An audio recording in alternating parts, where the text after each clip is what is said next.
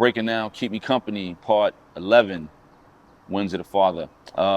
Winds of the Father is one of my favorite records I've ever done. You know, if you know me, you know I've spoken about my son, being a father, my dad, my pops and all that, and just the domino and the generation that handed the baton all the time. I've spoken about that on countless records now. And there's a saying called sins of the father that you may know of. And the idea is whatever you do, your kids may have to eat that, right? Like your kids may suffer because of your sins. But what about wins of the father? What about the idea of your kids winning on the strength of the good that their father did, right? And the things that they went out there and how they won and got to it and made sure everything was right and been the best example. So it's something I thought of and came up with, wins of the father. And the idea of being proud goes both ways. Proud to be the devil who's left unless they approach change. It's like if you approaching the bench, but all your hope stays. Views turn colorblind, rooms turn smoke gray. So right there, I'm saying being proud goes both ways, right? Like you expect your parents to be proud of you, but you also have to show them that you're proud of them. It goes both ways. Even though you're the child and you're the one under, you still have to show that. They appreciate that and love that. And if you don't, proud to be the death of you, and that day will come that you regret not doing that, right? Proud to be the devil who's left unless your approach changes. It's like if you approaching the bench, but all your hope stays. Views turn colorblind and rooms turn smoke gray. If you approaching the bench with the judge because you got into some trouble and now you're dealing with a court case and a court date, you feel hopeless and your hope is left behind when you have to approach that bench. Your views of everything turn colorblind and the room turns smoke gray. Like everything just becomes gray and cloudy. You feel like it's hopeless, right? And all that happens is it's regret for whatever you did. The same way you regret not showing that you're proud of your family, proud of your pops, and the way that pride can be the death of you. The same way that court date and all that could be the death of you emotionally and internally, right? It's front and center. The flute was in key to play the agenda. Following that tone, the road, sweet as a fender. The soundboy burial left to leave with the gilders. Count 1,000 grams like a cool breeze in the winter. Where your gauze at? It's a lot to unpack there. If you know the story of the Pied Piper, he was paid, was supposed to be paid 1,000 guilders, which was the equivalent of their money back then in the story, like $1,000. Supposed to be paid 1,000 guilders to get rid of all the rats in the town. They had a rat problem. He played his flute and got rid of all the rats, ran them out of town. When he went to collect his money, they wouldn't give it to him. The town wouldn't give it to him. They tried to stun on him. In turn, he played the flute and had all these kids follow him to a mountain cave. And the story goes that he buried the majority of them, right? He got them off, buried them. Kids were never seen again for the most part. So now the town is panicking and they want to pay him to bring the kids back. So when I say the flute was in key to play the agenda, following that tone, the tone of the flute, the roads, sweet as a fender. The roads, R-O-A-D', but also the roads, R-H-O-D-E-S, sweet as a fender, Fender Roads. The road sweet as the road that they're going down was as sweet as a Fender Roads, right? The soundboy burial left to leave with the gilders. If he buried those kids, burial, the soundboy burial, a play on Smith & Wesson. The soundboy burial left to leave with the gilders, which was the money. Count 1,000 grams like a cool breeze in the winter. 1,000 grams, you know what that is. 1,000 guilders being $1,000. The same way these kids follow the OGs and follow who they desire and aspire to be like is the same way these kids followed the Pied Piper out with the flute, right? 1,000 guilders, 1,000 grams. Where your gauze at? Your Gore-Tex. You outside in the jungle, you on that, where your gauze at? Screaming that good fight on the warpath. Unless you got a body in the trunk, they don't award that, you know? They don't award that good fight that you want. We fighting a good fight to clean all this up and then not have these kids follow this way. Unless you got a body in the trunk, unless you killed something, they don't award that. They don't respect that good fight unless you caught a body in it, right? Speaking of trunk, my Capricorn tendencies get in the ride and shit intensifies. Small scopes with bigger eyes. Call it winds of the father if you ever need a reason, you know? Second verse, everybody's halo gets a little dirty sometimes. Repeat it for 6 straight and make your Sunday divine, right? You repeat that 6 days in a row. On that 7th day on Sunday, you feel okay with everything you did on those 6 days. If you're doing dirt Monday through Saturday, but you just say to yourself, everybody halo get a little dirty sometimes. We ain't perfect. We all sin. By that 7th day, by the time it's time to go to church, you're at peace with what you did on Monday through Saturday, right? Repeat it for 6 straight, it makes your Sunday divine. Also, too, the quote, everybody halo get a little dirty sometime. I actually saw that on Twitter, and the username, it was a girl, I think her name was Divine Sunday. So it was a way, I was like, wow, that's really unique. Everybody's halo gets a little dirty sometimes. And it was a way to shout her out and show love by shouting out her username, and it worked within the scheme and the context of the rhyme, right, of the line. Everybody halo get a little dirty sometimes. Repeat it for 6 straight, it makes your Sunday divine. Same ones who in the front are called the front of mirage.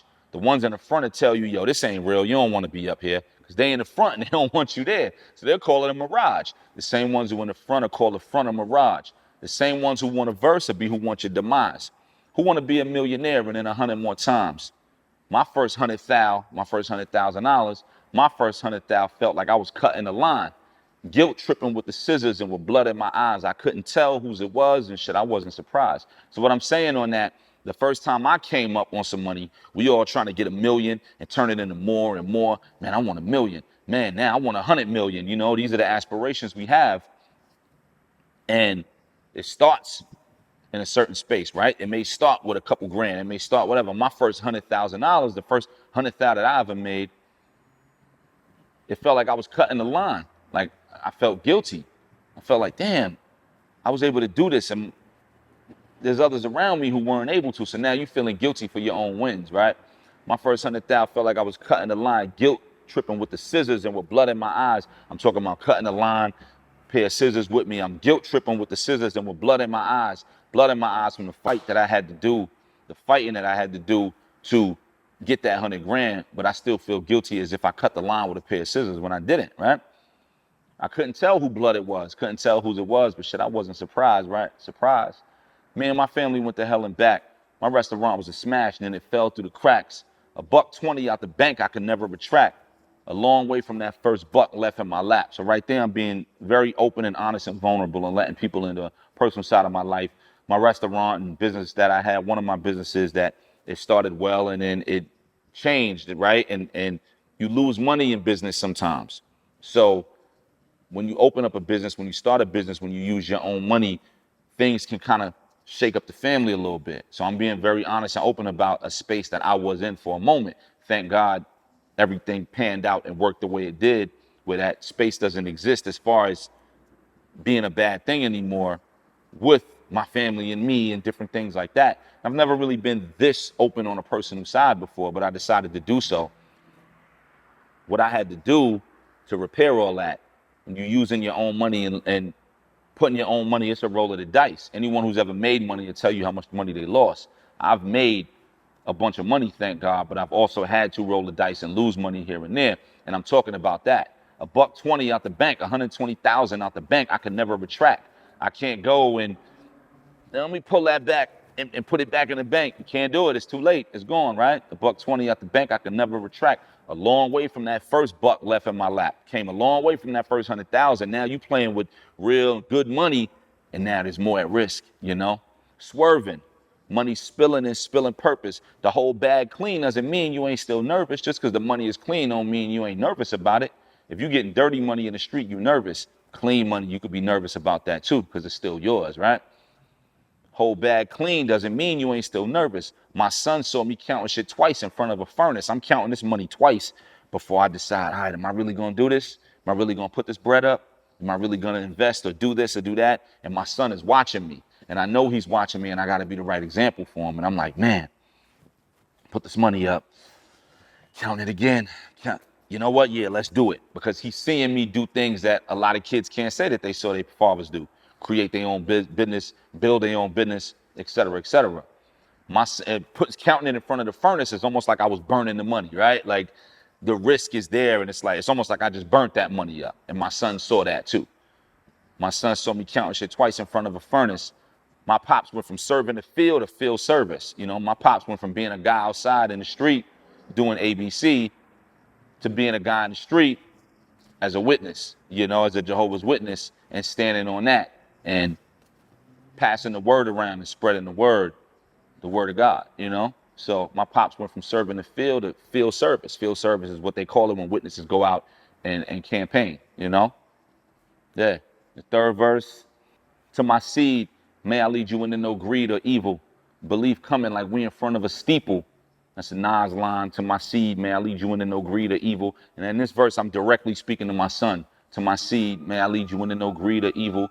Belief coming like we in front of a steeple, right? If you're in front of a church and a steeple, there's belief there. Now you have this belief that God is real and that hope is real and these things can work out right and that prayer is real, which it all is. Belief coming like we in front of a steeple. May the evils only show if a Snoop sample should reach you and a hero's breaking down the heroics he had to sleep through. May the only time you see any evil be when you listening to Jay-Z, The Evils, which was with the Snoop sample. Dear God, I wonder, can you save me? And the hero is Jay-Z, right? I'm talking about him and what he had to go through on that record. So may the only time you ever have any dealings with the evils be just listening to a Jay-Z record. That's how wonderful I want my son's life to be, right? I said in the first line, may I lead you into no greed or evil. Belief coming like we in front of a steeple. May the evils only show if a Snoop sample should reach you and a hero's breaking down the heroics he had to sleep through. Meaning the only time I want you on that is listening to that song, right? Indebted to you like how I'm indebted to the people. I'm serving you, I'm serving the people. The people as in the listeners, I'm making sure I'm taking care of them and being right for the culture and doing things right, but I also got to take care of you, right? And sometimes the line and the lane of hip hop that we in, it may be way more lucrative on the other side of the fence, right? And I got to take care of you as my seed, but I also got to serve these people.